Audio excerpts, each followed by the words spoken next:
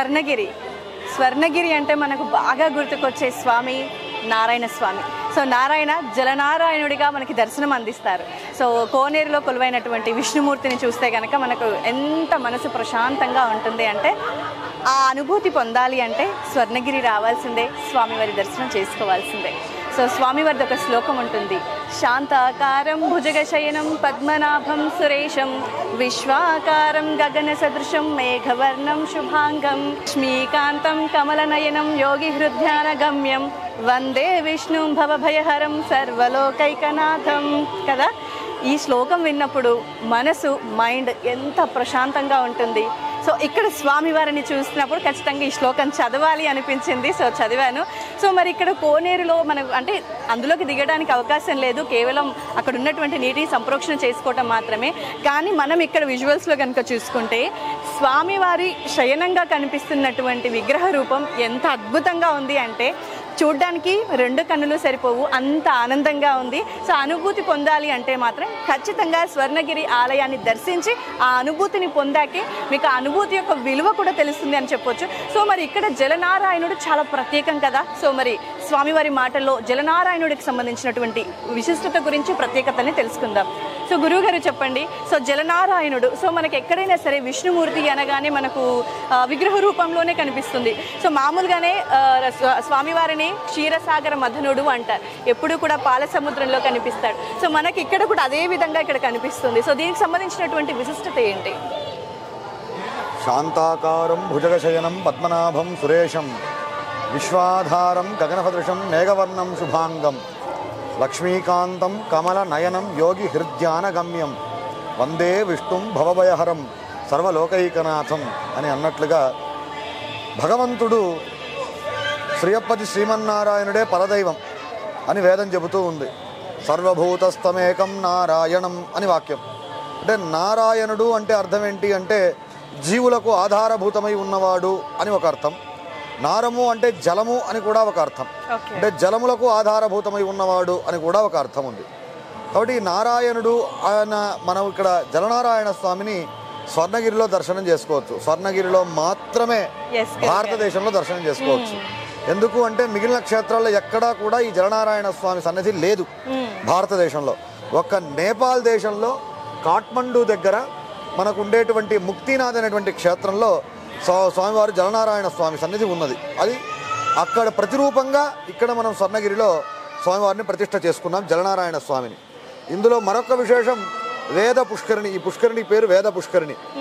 వేద పుష్కరిణి 4 వేదముల యొక్క అధిదేవతలని ఆ స్వరూపాన్ని మనం ఇక్కడ ప్రతిష్ఠ చేసుకోవడం జరిగింది. 4 వేదముల ఋగ్ యజు సామ అథర్వణ వేదం దేవతలందరూ కూడా ఉన్నారు. అంటే ఆ వేద పుష్కరిణి మధ్యలో భగవంతుడు జలనారాయణుడై వేంచేసి ఉన్నాడంటే దాని అర్థం మోక్షస్వరూపి. ఈయన పేరు మోక్షనారాయణుడు అని కూడా పేరు. అంటే నచ పునరావర్తతే నచ పునరావర్తతే ఇది, మళ్ళీ మళ్ళీ పుట్టడము అన్నది సాధ్యం ఉండదు.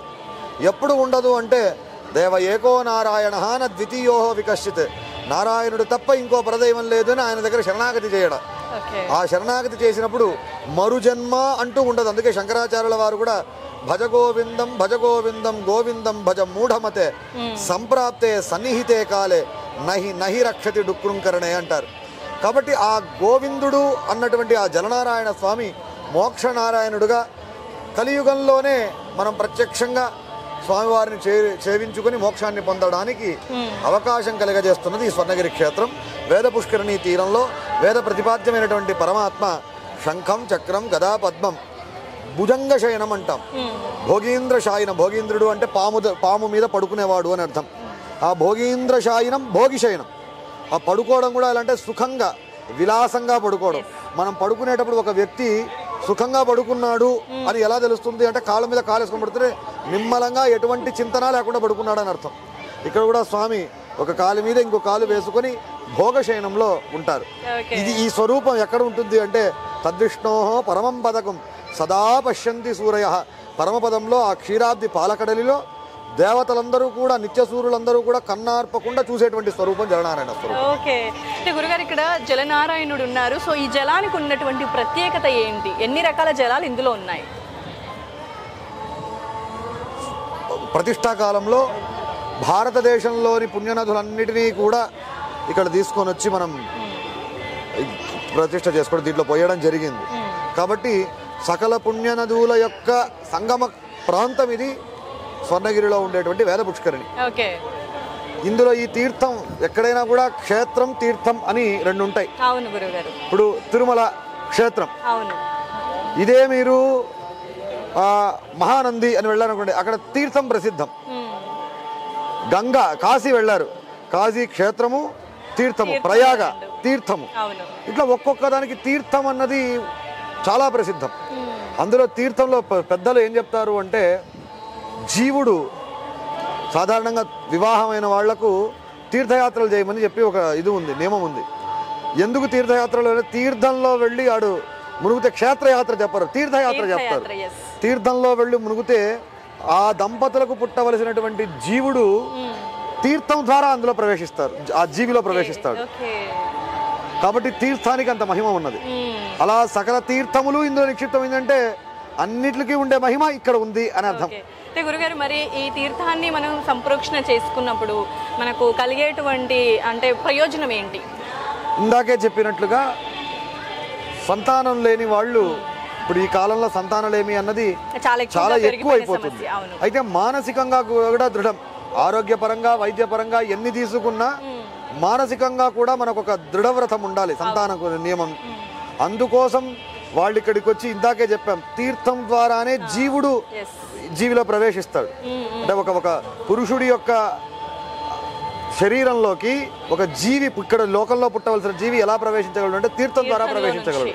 కాబట్టి ఈ తీర్థాన్ని సంప్రోక్షణ చేసుకుంటే సంతానం లేని వాళ్లకు సంతానం కలగడానికి ఒక భగవంతుడి యొక్క ఆ మానసిక శక్తిని ఇస్తాడు భగవంతుడు. గురుగారు, స్వర్ణగిరి క్షేత్రంలో కలిగేటువంటి ముఖ్యమైన ఫలితం ఏదైనా ఉంది అంటే ప్రజెంట్ ఎదుర్కొంటున్న సమస్య, సంతానలేమి సమస్యకి వీరి దగ్గర ఈ తీర్థంలో సకల దేవతా తీర్థ స్వరూపం అది.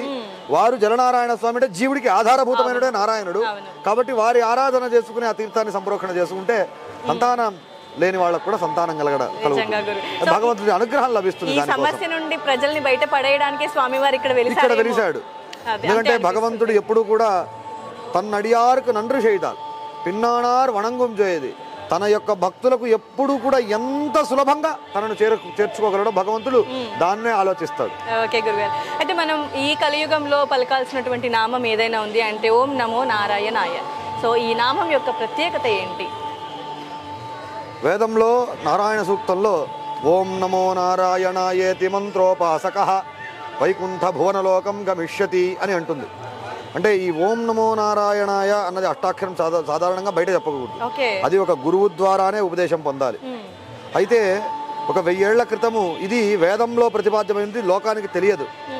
దాన్ని భగవద్ రామానుజాచార్యుల వారు తిరుష్కోట్టియూర్ అనేటువంటి ఆ దివ్యదేశంలో నరసింహస్వామి వారి ఆలయ గోపురానికి ఎక్కి లోకమంతటికీ తెలిసేటట్టుగా వ్యాప్తి చేశాడు. కాబట్టి ఈ అష్టాక్షర మహామంత్రాన్ని జపించడం అన్నది కలియుగంలో సులభమైనటువంటి ఉపాయం. నామస్మరణాద్ అన్యోపాయం నహి పశ్యామో భవతరణే రామహరే కృష్ణహరే అని అన్నట్లుగా నామ సంకీర్తన కలియుగంలో చాలా విశేషమైనది. అందులో కూడా ఈ అష్టాక్షర మహామంత్రం చాలా విశేషము. ఈ అష్టాక్షర మహామంత్రాన్ని ఒక గురుముఖత మనం తీసుకోవడం వల్ల మనకు ఇహలోకము పరలోకం రెండూ కూడా మనకు సిద్ధిస్తాయి. ఓకే గురుగారు, సో కట్ చేద్దామా? ఎంత వచ్చింది? మంచిగా వచ్చింది కాఫీ. ఎండింగ్ ఇవ్వనా? సరే నేను ఇస్తాను. సో స్వర్ణగిరి మహాక్షేత్రం పుణ్యక్షేత్రంగా చెప్పబడుతుంది. ఎందుకు అనంటే ఇందాక స్వామివారు చెప్పినట్టుగా ప్రజెంట్ సినారియోలో ఎదుర్కొంటున్న సమస్య ఏదైనా ఉంది అని అంటే 49 అనేది వెలిసింది అంటే అందుకు కారణం సంతానలేమి సమస్య. సో మనకు తీర్థం ద్వారా ఒక మనిషికి ప్రాణం ఎలా పోస్తుంది అనేది మనకి ఇందాక గురువుగారి మాటల్లో విన్నాం కదా. సో ఇక్కడ స్వామివారి దర్శనం చేసుకున్న వాళ్ళకి ముఖ్యంగా సంతానలేమి సమస్య నుండి బయటపడవచ్చు. అలాగే మానసిక ప్రశాంతత మనిషికి చాలా అవసరం ప్రజెంట్ సినారియోలో ఎస్పెషల్లీ. ఎందుకంటే హరీబరీ అయిపోయింది, హడావిడి లైఫ్ అయిపోయింది. సో పీస్ ఆఫ్ మైండ్ అనేది మనకి ఎక్కడ దొరకట్లేదు. మనకు పీస్ ఎక్కడ కోరుకుంటామంటే కేవలం క్షేత్రాల్లో మాత్రమే, దేవాలయాలకు వెళ్ళినప్పుడు మాత్రమే మనశ్శాంతి అనేది ఉంటుంది. మనం బయటికి వెళ్ళగానే మళ్ళీ ఆ మనశ్శాంతి కరువైపోతుంది. సో అలాంటి మనశ్శాంతి ఎక్కువగా కావాలి, మనం అనుకున్న పనులు సకాలంలో నెరవేరాలి అంటే అది కూడా ఒక్క క్షేత్రానికి వెళ్తే ఒక్క స్వామివారిని దర్శించుకోవచ్చు. కానీ స్వర్ణగిరి క్షేత్రానికి వస్తే స్వామివారి ఒక్కరినే కాదు, సకల దేవతలని ఆరాధన చేసుకునే అవకాశం ఇక్కడ ఉంది.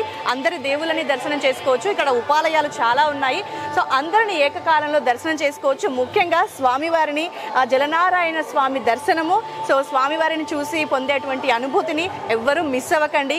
స్వర్ణగిరి క్షేత్రాన్ని కంపల్సరీగా ఒక్కసారైనా దర్శనం చేసుకోండి అని నేను చెప్తాను.